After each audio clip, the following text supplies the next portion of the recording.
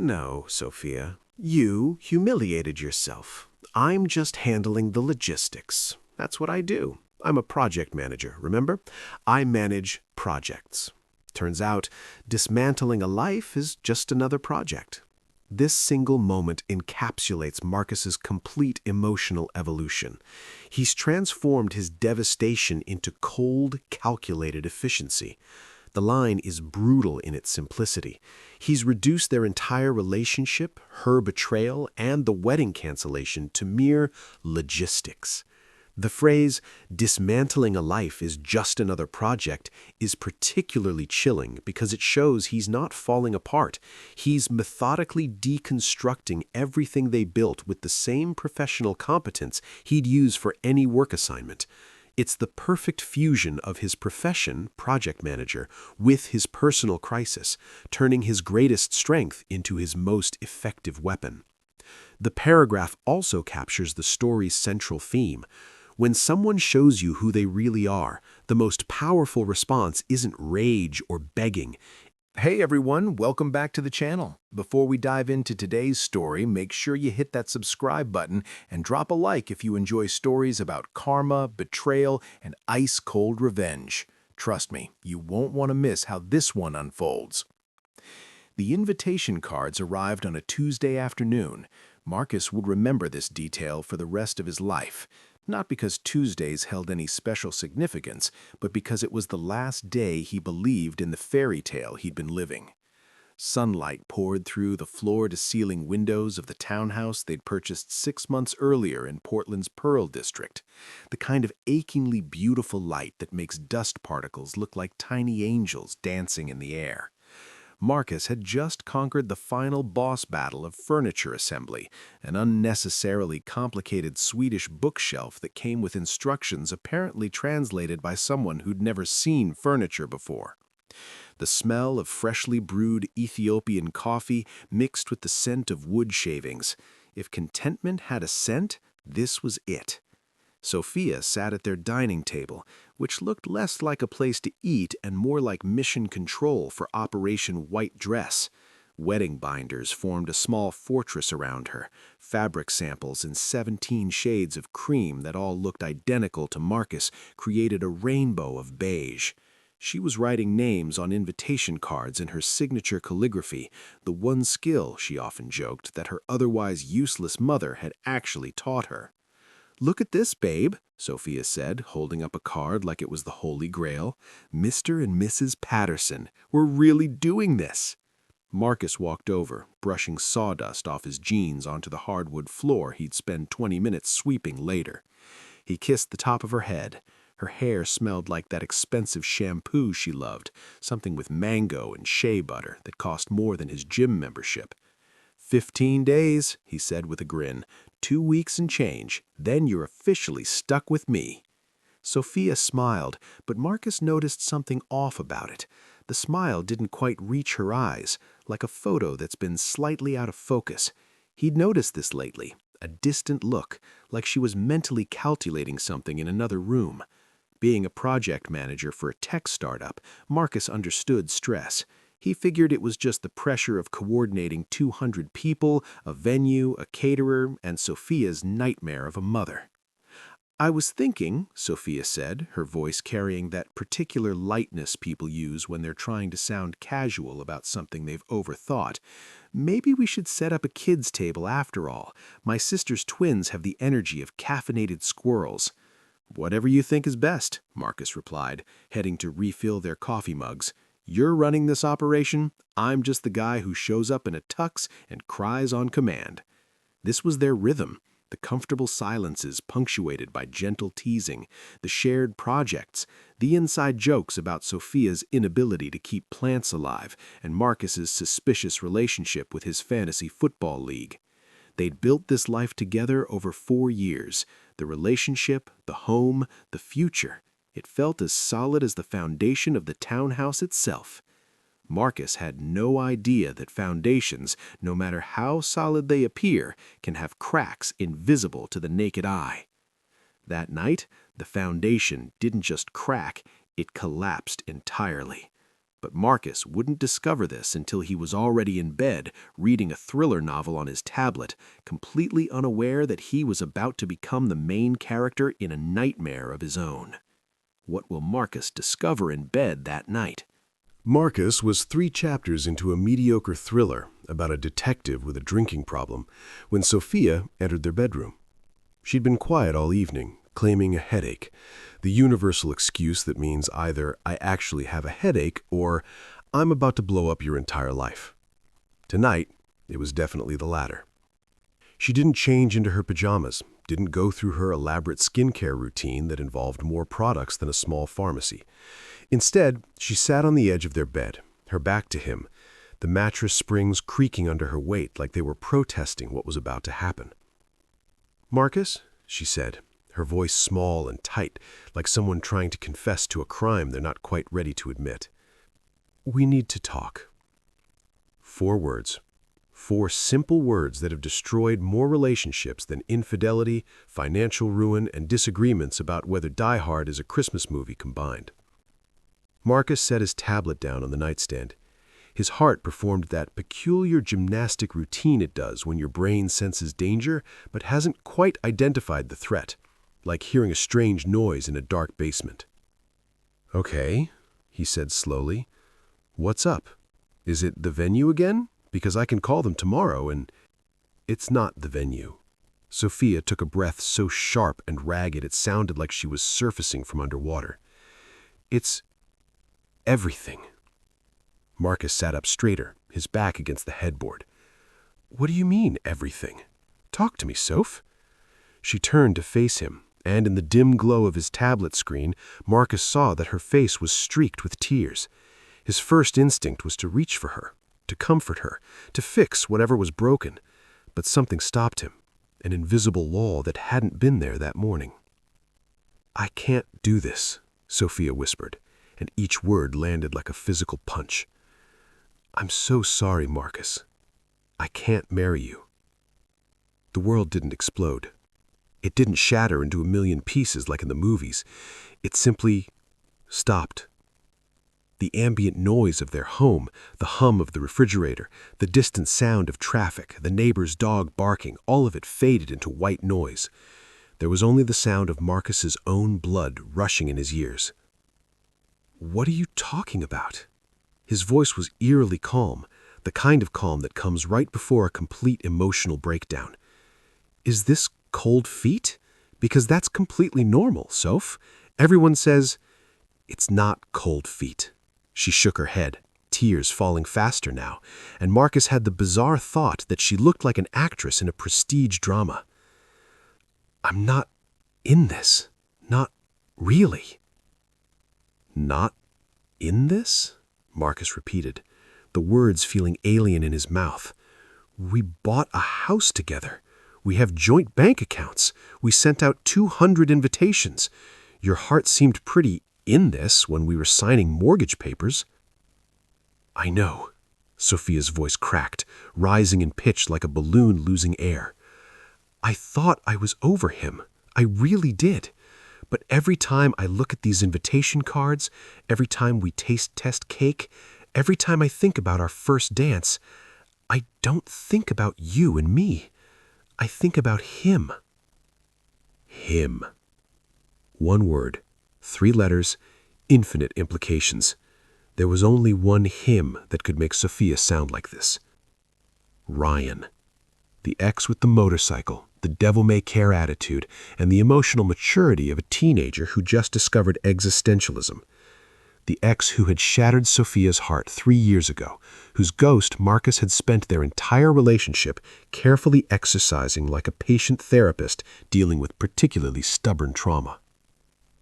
Who was Ryan, and what did Sophia just confess? "Ryan," Marcus said, and the name tasted like battery acid in his mouth. Sophia nodded, a fresh tsunami of sobs racking her body. She looked genuinely miserable, like the tragic heroine of her own personal soap opera. But all Marcus could feel was a cold, spreading numbness, the emotional equivalent of frostbite.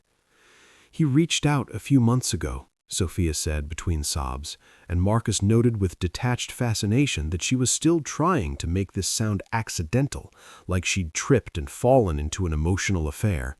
Just to catch up, he said, and we started talking, and everything just came flooding back. The passion, the intensity, the excitement. She looked at Marcus with puffy red eyes that begged for understanding. It was never like that with us, Marcus. What we have is comfortable. It's safe. But with Ryan, I feel alive. Each word was a surgical incision, precise and devastating. Marcus had the absurd thought that if emotions were visible, he'd be watching his heart get dissected in real time.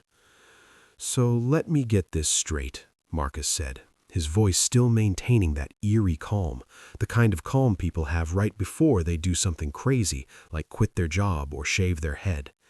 For months, while we've been planning our wedding, touring venues, choosing between salmon and chicken, buying a house, you've been emotionally involved with your ex-boyfriend? It wasn't like that, Sophia insisted, and there it was, the classic refrain of the caught. It just happened. I never meant to hurt you. Marcus almost laughed. The phrase, "it just happened," was doing Olympic-level gymnastics to avoid the word cheating. I can't marry you when I'm in love with someone else, Sophia continued, her voice taking on a noble quality, like she was making some great sacrifice. It wouldn't be fair to you. The irony was so thick Marcus could have built a house with it. She was worried about fairness now, after months of secret conversations, after letting him buy a house with her, after letting 200 people book flights and hotels. Marcus looked around their bedroom, at the framed photo of them in Belize on the dresser, Sophia's idea of a perfect vacation, at the closet where her clothes took up 3/4 of the space, at the stack of wedding binders visible through the doorway, each one representing hours of planning for a future that apparently no longer existed. It all looked fake now, like a movie set, pretty from the outside, but hollow underneath. The Marcus from 5 minutes ago would have begged. He would have promised to be more exciting, more passionate, less safe. He would have listed every happy memory they'd ever shared. He would have fought for her like a protagonist in a romantic comedy. But that Marcus was executed by 6 sentences. This new Marcus was someone else entirely. He looked at Sophia, this woman crying because she'd broken her own heart by breaking his, and saw the entire pathetic narrative she'd constructed. The tortured heroine torn between reliable Marcus and exciting Ryan. The tragic choice between stability and passion.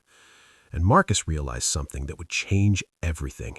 He was done being a supporting character in her delusional romance novel. He swung his legs out of bed and stood up. He felt eerily calm, the kind of calm that comes after a terminal diagnosis, when the worst has been confirmed and all that's left is deciding how to spend whatever time remains. Okay, Marcus said simply. Sophia stared at him, her sobs hiccuping to a confused stop. Okay? What does that mean? It means I understand, Marcus said, walking toward the door. You're in love with Ryan. You can't marry me. Message received. Marcus, wait! Sophia scrambled off the bed like a contestant on a game show who just realized they gave the wrong answer. Aren't you going to say anything else? Aren't you angry? Yell at me. Fight for us. Marcus paused at the doorway, his hand on the frame. Marcus looked back at Sophia, at the genuine confusion painting her tear-stained face. She'd expected drama. She'd probably rehearsed this scene in her head, imagining a climactic argument worthy of a Netflix limited series. Yelling, pleading, maybe some thrown objects for dramatic effect. He gave her nothing. What would you like me to say, Sophia? Marcus asked, his tone so neutral he could have been discussing the weather. You've been very clear. You think what we built is comfortable. You think Ryan makes you feel alive. I'm not going to beg you to see value in a life you've already decided to throw away. That would be sad.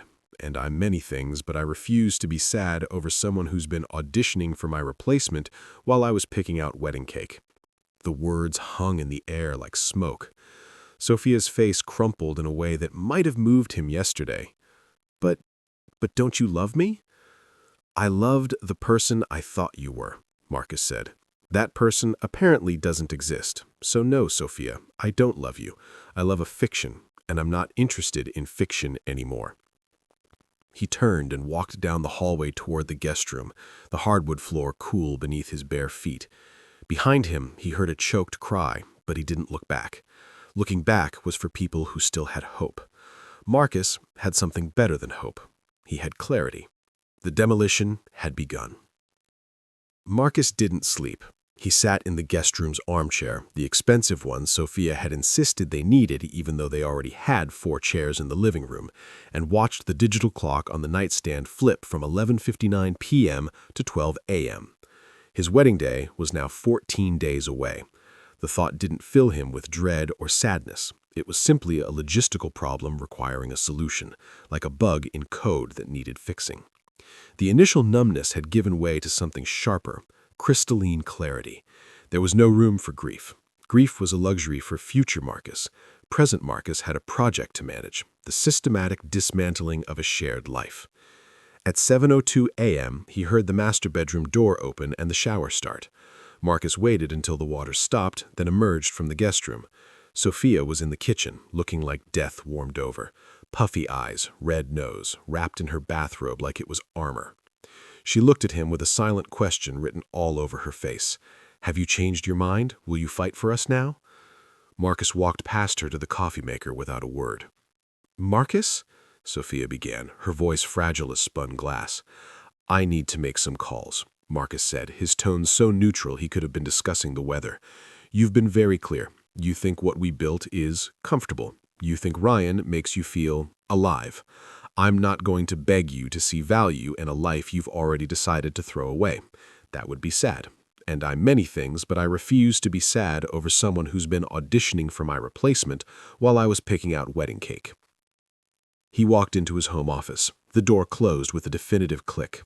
The first call was to his mother. She answered on the second ring, her voice bright with that particular cheerfulness mothers have before their worlds are destroyed.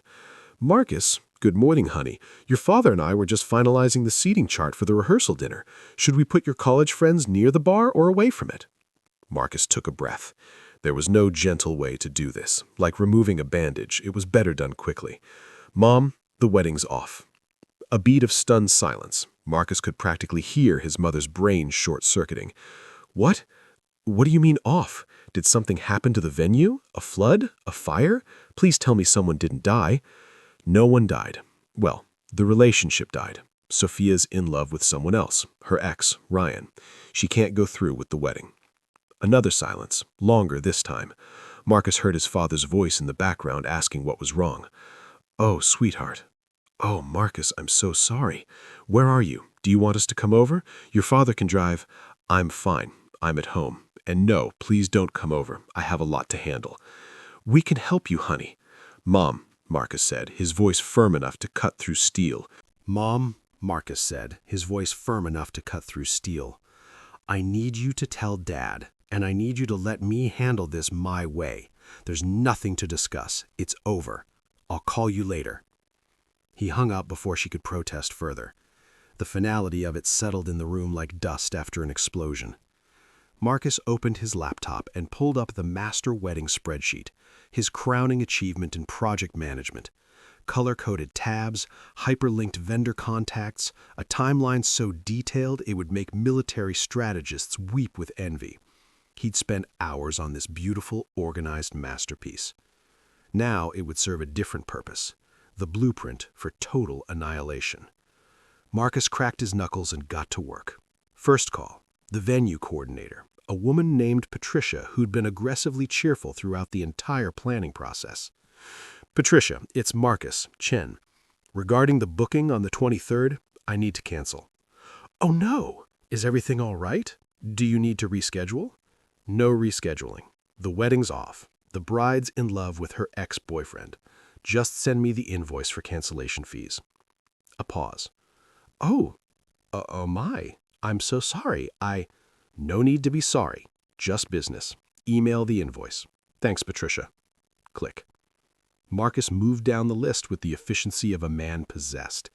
Each call followed the same brutal script. The caterer. "Hi, this is Marcus Chen. I'm canceling the order for the 23rd. The event's off. Why? The bride decided she'd rather be with her ex. Yeah, it's a mess. Just send the cancellation bill. The photographer. Hey, Marcus Chen here. You're booked for my wedding on the 23rd?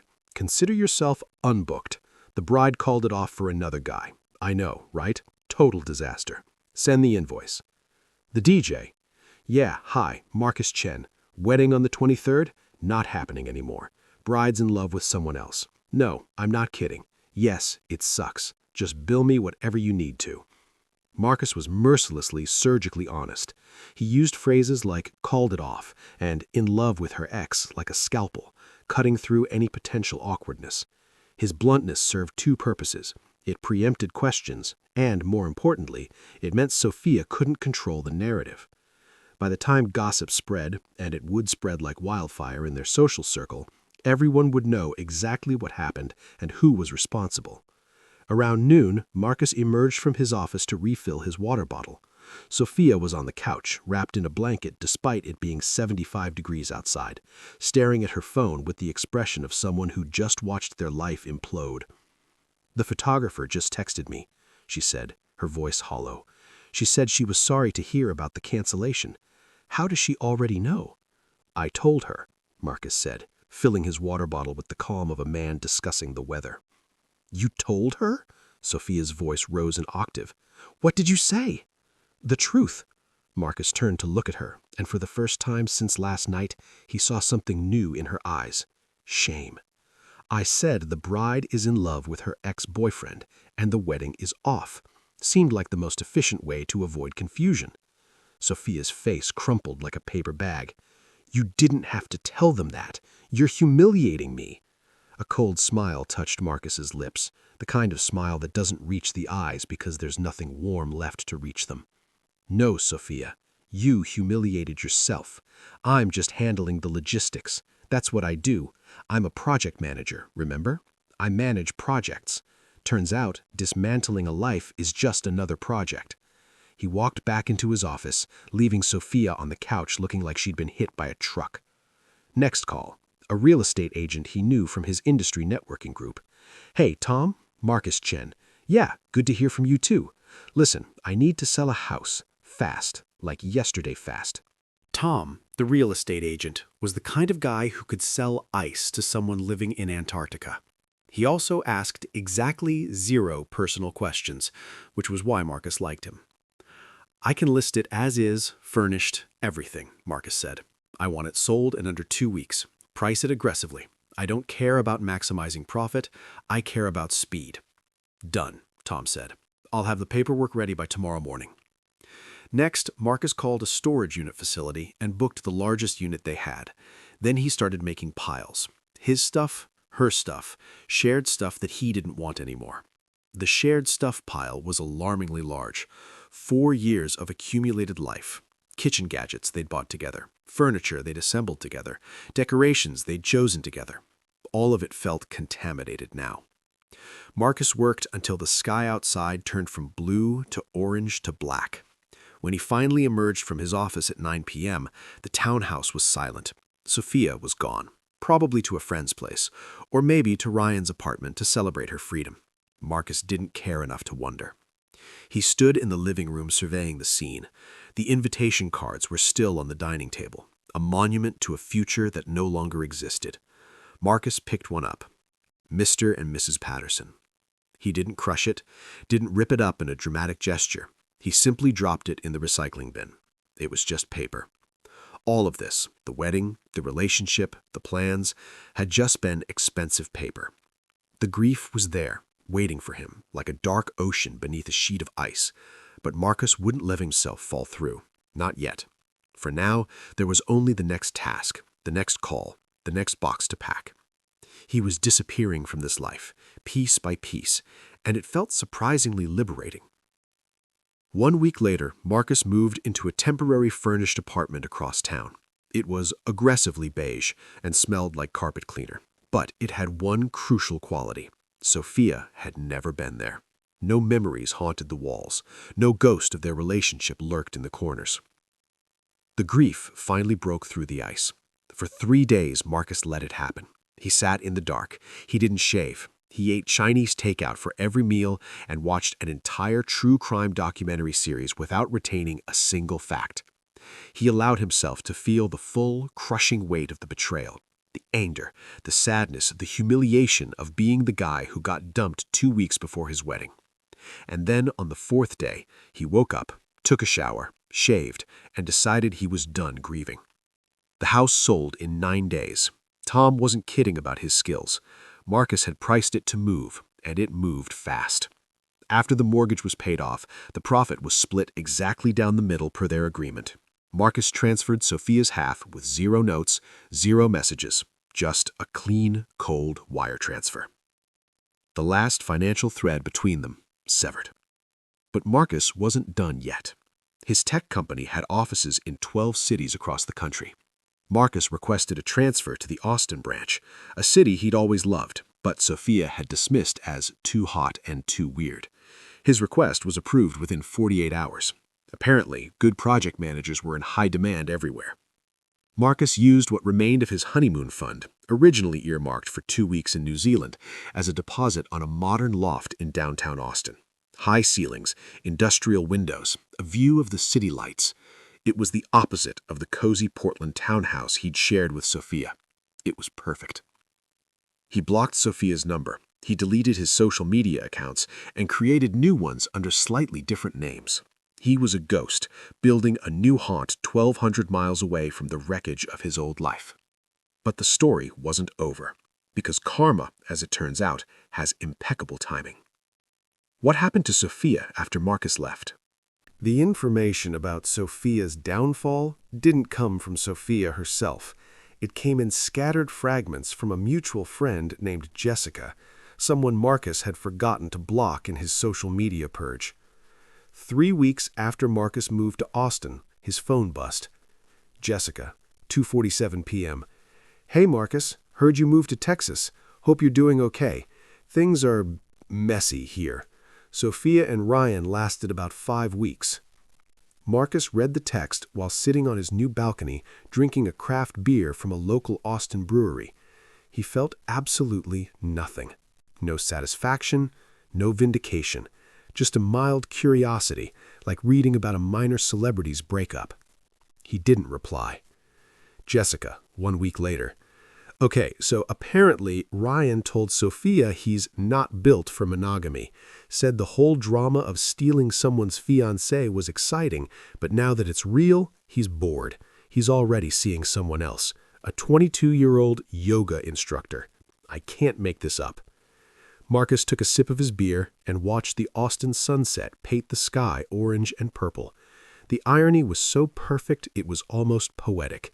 Ryan was a man who thrived on the blueprint of chaos, not the construction of actual relationships. He wanted the high of the affair, not the reality of grocery shopping and choosing Netflix shows together. Sophia had burned down her stable life for a foundation made of smoke. Jessica, 3 weeks later.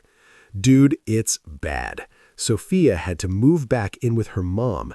Remember her mom, the one she always complained about? Yeah, that mom. Also, a lot of people are pissed at her. She lost a ton of money on wedding stuff you didn't cancel. I heard she's working at some restaurant to make rent. Marcus finally typed a reply. Jessica, I appreciate you thinking of me, but what happens in Sophia's life isn't my concern anymore. Please don't update me again. Hope you're well. He blocked her number before she could respond. The pipeline was officially closed. Marcus stood up from his balcony chair and looked out at Austin's skyline. The Texas State Capitol building glowed in the distance. Down below, people were heading to bars and restaurants, living their lives, completely unaware of his existence.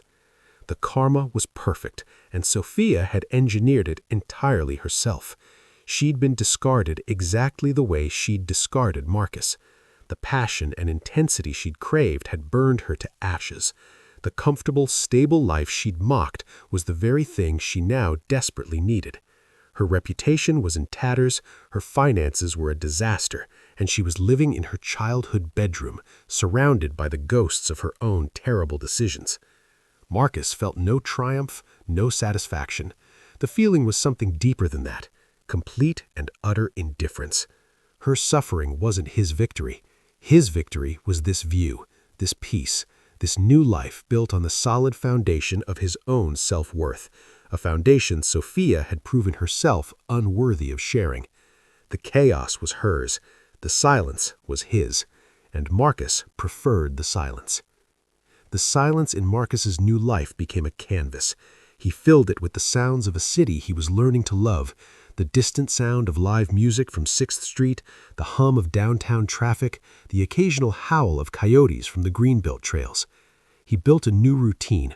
He joined a climbing gym and discovered he was actually pretty good at it. He started dating casually. Nothing serious, just coffee dates and concerts with people who had zero connection to his past. One woman, a software engineer named Alicia from his building, was funny and smart and had strong opinions about breakfast tacos. They went on 3 dates before mutually deciding they were better as friends. It was refreshingly drama-free. Marcus's new life had a fragile peace, like the calm after a storm. But Sophia wasn't done yet. 6 months after Marcus left Portland, his phone buzzed with a text from an unknown number. What does Sophia want now? Hey, it's Sophia. I know you probably don't want to hear from me, but I saw a photo of Austin from your mom's Facebook, and it made me think of that trip we talked about taking to Texas. I hope you're doing okay. Marcus stared at the text message like it was written in an alien language. The audacity was breathtaking. She was texting him with the casual nostalgia of an old summer camp friend, as if she hadn't detonated their entire relationship 2 weeks before their wedding. She was testing the waters, seeing if the bridge was still there. Marcus deleted the message and blocked the number. There was no bridge. There was a canyon, and he was living peacefully on the other side. 2 weeks later, his phone buzzed with a voicemail from yet another unknown number. Against every instinct of self-preservation, Marcus played it. Sophia's voice came through thick with tears and dripping with theatrical sadness. She'd clearly missed her calling as a soap opera actress. "Marcus, it's me. God, I don't even know what to say. Ryan, he's a complete sociopath. You were right about everything. He used me and then just left, like I was nothing. I've lost everything. Our friends won't talk to me. I had to sell my car. I'm living with my mom, and it's a nightmare. I keep thinking about our kitchen, the way you used to make coffee in the morning, those Sunday mornings. I was such an idiot. I ruined the best thing that ever happened to me. Please, can you just call me back? I just need to hear your voice." Marcus listened to the entire message with the detached interest of someone watching a nature documentary. There was a clinical pity there, the kind you might feel for a character in a cautionary tale. But he noticed what Sophia wasn't saying. She wasn't apologizing for hurting him. She lamented the consequences she'd faced. She missed the coffee he made, the stability he provided, the life he'd curated. She didn't miss him. She missed the services he'd performed. Marcus deleted the voicemail. The next assault came through an unexpected channel. His phone rang with a name he hadn't seen in over a year. Carol, Sophia's mother. Marcus almost didn't answer, but morbid curiosity got the better of him. This should be entertaining. "Martin, it's Carol." Her voice had that same imperious quality it always had, like a queen addressing a peasant. "It's Marcus, Carol, and to what do I owe the pleasure?" She ignored the correction entirely. "We need to talk about Sophia. She's in a very bad way. That monster she left you for destroyed her. She's not eating properly. She's not sleeping. She's a shell of herself." "I'm sorry to hear that," Marcus said, his voice flat as Kansas and just as devoid of emotion. "Aren't you going to do something about it?" Carol's voice rose like a prosecuting attorney demanding justice. "You loved her once. A real man would show some compassion. She made a mistake. People make mistakes, Marcus. Don't you still care about her at all?" This was the trap. Agree, and he'd be pulled back into the dysfunction. Get angry, and he'd prove he still cared. Marcus chose option 3, the unvarnished truth. "Carol," Marcus said, his voice calm and measured like a professor explaining a simple concept, "Sophia didn't make a mistake. She made a conscious, deliberate choice to betray me 2 weeks before our wedding. The person you're describing, the one who isn't eating or sleeping, is dealing with the direct consequences of that choice. Her well-being stopped being my concern the moment she told me she loved someone else. I hope she gets professional help, but it won't be from me. Goodbye, Carol." He hung up on her sputtering protests. Marcus knew this would be the final straw for Sophia. The calm, unassailable logic was a weapon she couldn't fight. It denied her the emotional explosion she desperately needed. It took less than 24 hours for Sophia's true colors to show. A text blazed onto his screen at 11:52 p.m. from a third unknown number. "You're a cold, heartless bastard. You never really loved me or you would have fought for me. You just gave up and ran away like a coward. I'm glad I didn't marry you. You're incapable of real passion. I hope you enjoy your boring, empty life."